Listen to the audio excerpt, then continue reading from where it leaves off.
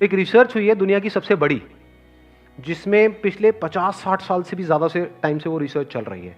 या तो हार्वर्ड में हुई है या ऑक्सफोर्ड में हुई है।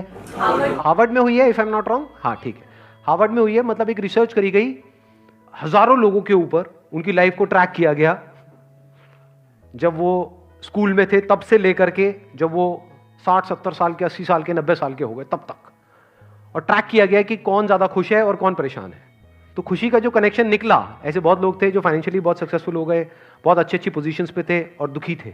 और उसमें से सिर्फ एक चीज निकल करके आई इतनी बड़ी रिसर्च में से, 60 साल के बाद में हजारों लोगों के ऊपर डेटा और रिसर्च और सबके दिमाग लगे हुए थे, और उसमें से क्या निकल करके आया?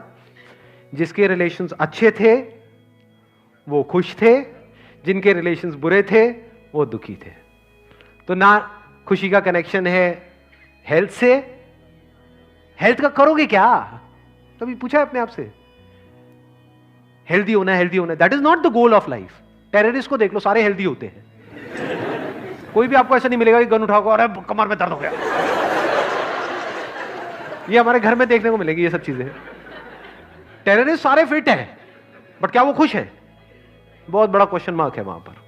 तो health is not the goal of life. Yes, it is part of life, it is not the goal of. Money is very very important, but that is not the goal of life. That can't be the goal of life.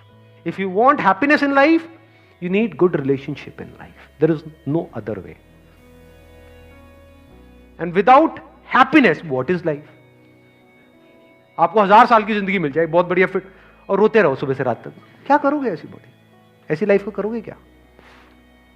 और दूसरी तरफ से life मिले सिर्फ 10 साल की, लेकिन अंदर एक सेटिस्फैक्शन हो, खुशी हो, तो रिलेशनशिप को छोड़ो मत। ये हम बहुत बड़ी गलती करते हैं। इनफैक्ट अगर आपकी एक अच्छी रिलेशनशिप चल रही होगी